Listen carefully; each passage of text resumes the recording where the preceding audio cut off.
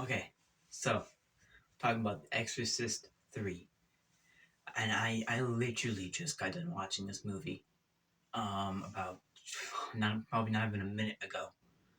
And I was just so blown away by how surprisingly good this movie was. I had heard basically nothing about this other than the fact that it had one of the best jump scares in horror movie history. So I figured I'd check it out.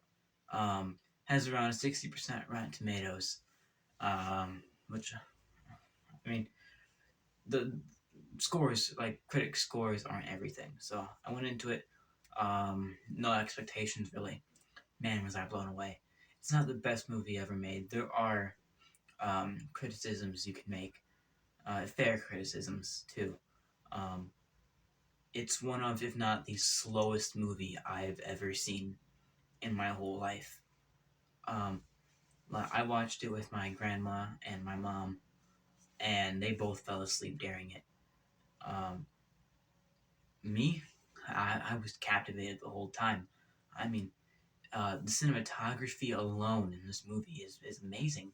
It reminds me a lot of Manhunter from the 80s. Reminds me a lot of that movie, and I love that movie. And the story here kind of reminds me a little bit of Silence of the Lambs, too. It's kind of a little bit of a mix of both of those movies. It didn't have the style and funk of Manhunter though. Um, so and you have, oh man, some of the best performances I've seen in a while. Um, our main character, I'm not quite sure what the actor's name is, but he does a fantastic job here. Uh, with some very standout moments, especially at the end when he has a little monologue. And um, Brad Dourif, my God, Brad Dourif in this movie. This I don't know. I've seen Brad Dourif in very few things outside of him playing Chucky. Um, so I was surprised to see him in this movie, and man, what a scene stealer! I mean, when this dude's on screen, your eyes aren't coming off that screen for a second. I mean, every single one of his scenes in this movie um, reminds me of like the 6 minute long monologue at the end of Pearl, and that's one of my favorite scenes in any movie ever.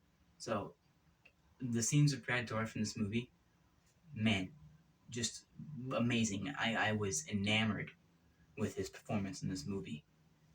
So I can recommend this movie just off of his scenes alone and his performance. Okay, on to the movie itself. Um, this movie starts out. This movie is about our main character is a detective, and he's trying to find out who is doing these killings. He suspects it's the Gemini killer, which has been dead for 15 years, I think they say. Um, there's MOs and stuff he has to follow. Um, the killer kills a few people. They find out that the prints don't quite match up. They're from different people from each kill. He goes to a hospital slash mental institute, and his friend, his priest friend, is there, and his priest friend dies. Um, pretty early on in the movie, when you think that priest character is going to be a pretty big character, but they kill him pretty early on. But it's foreshadowed by a headless statue before he dies, and his blood has been drained completely, and his head cut off.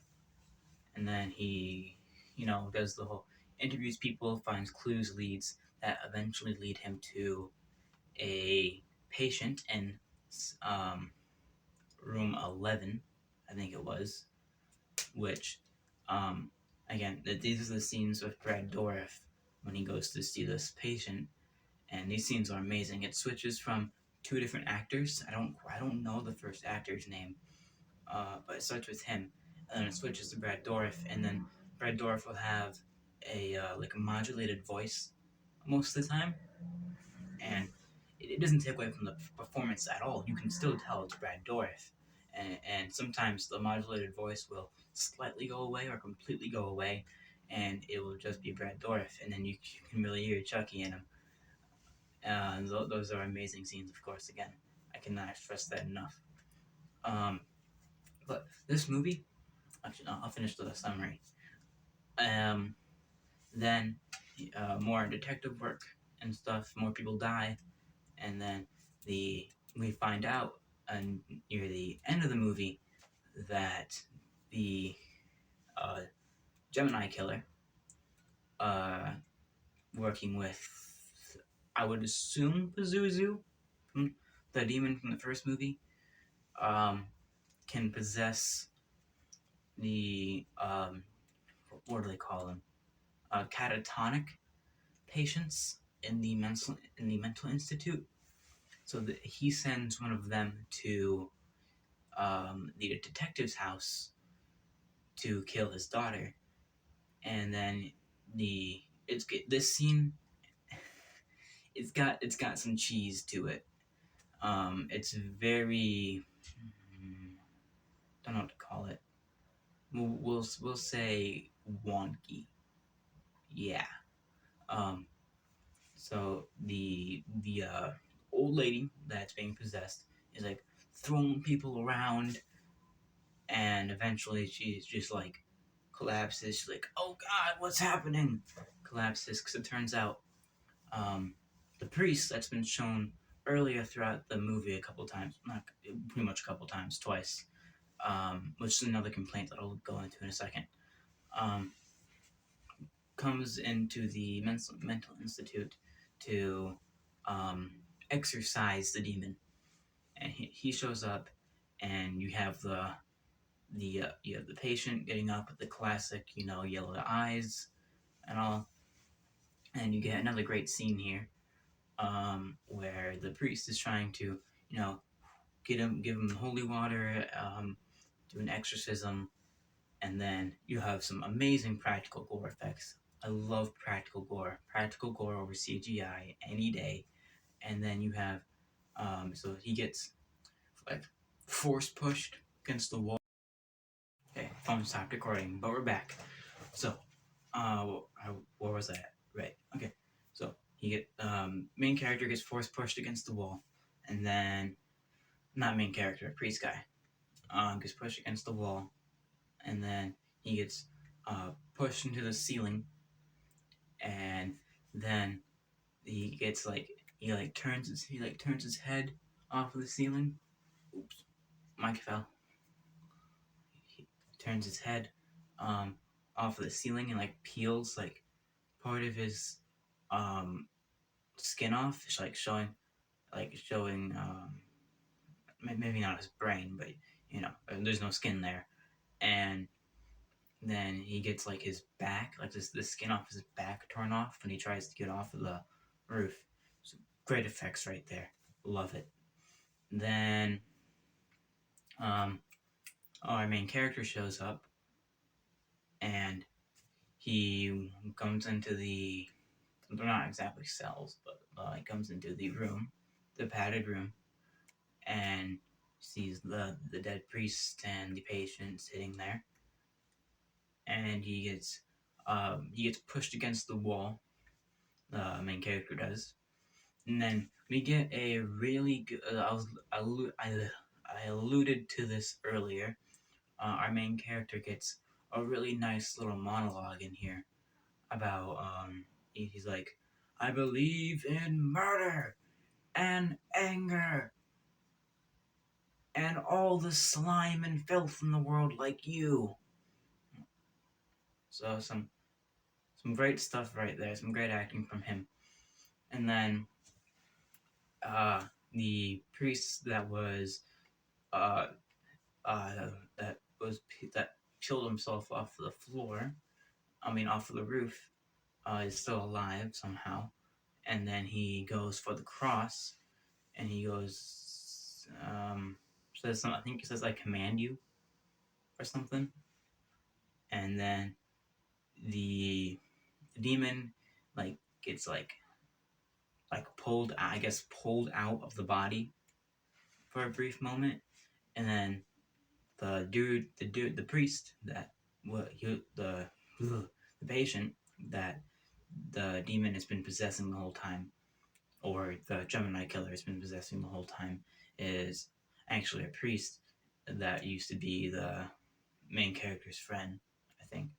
Uh, so then he screams out, "Do it now! Shoot me! Shoot me!" And with no hesitation at all, a main character shoots the guy twice, and then he goes up to him and says, "Damien, we won." And the patient goes, "Free me!" And he shoots him in the head.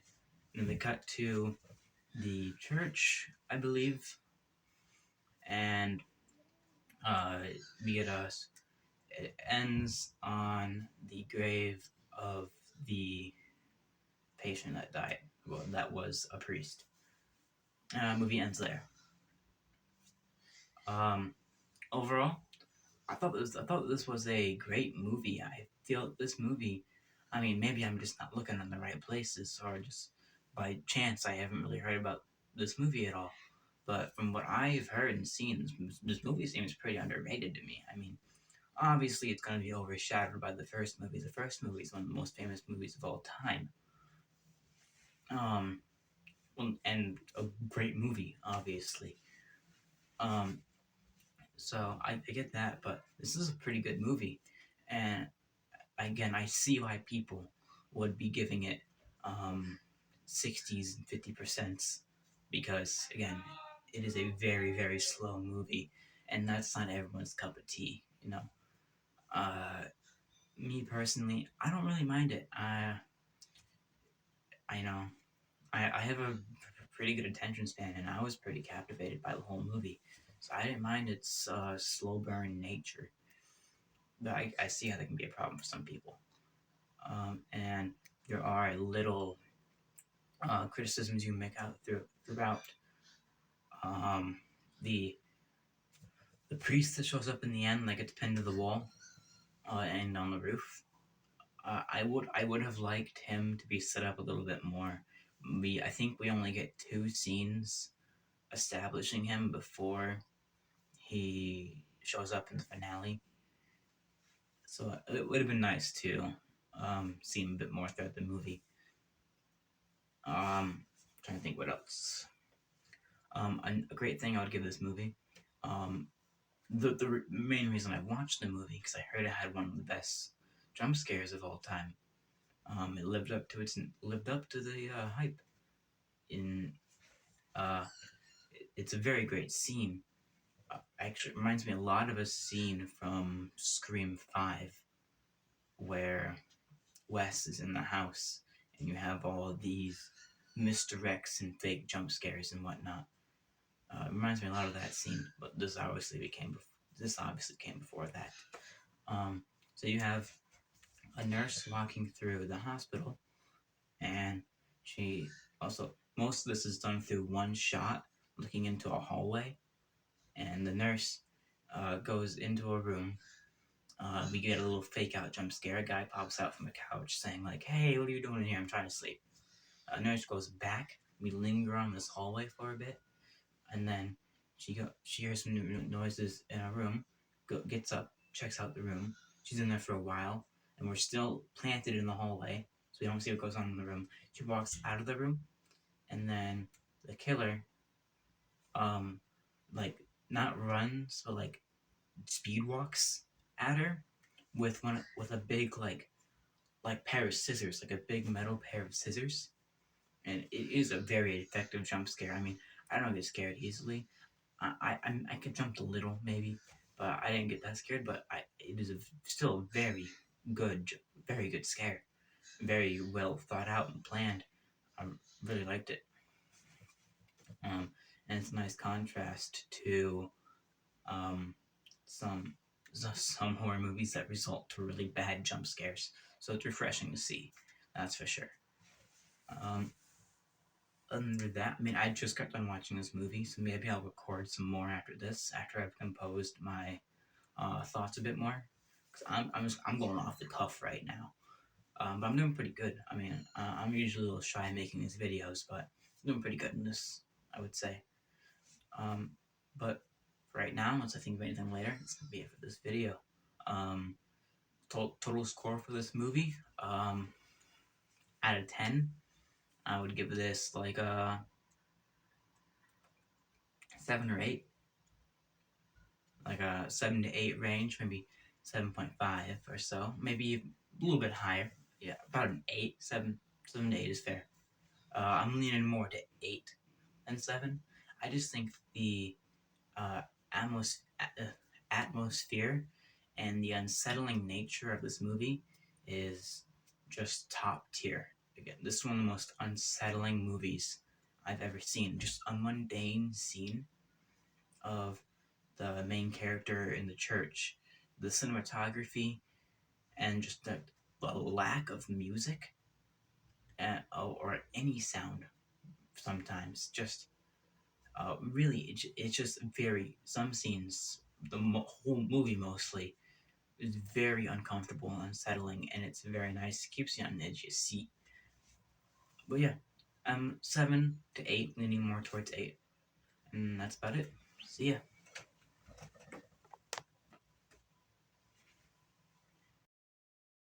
Okay, I wanted to say a few more things.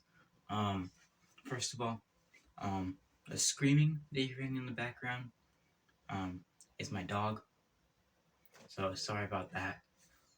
And a big part of the reason I wanted to watch this movie was I knew Dead Meat was going to be covering this movie this Friday, and so I wanted to watch this movie in preparation for that video, and I had no plans of reviewing it, but I was just so surprised and captivated by this movie that I really wanted to make a review on it. And I also realized that I stole Moist Critical's outro just then. I wanted to apologize for that. So, yeah, that's it.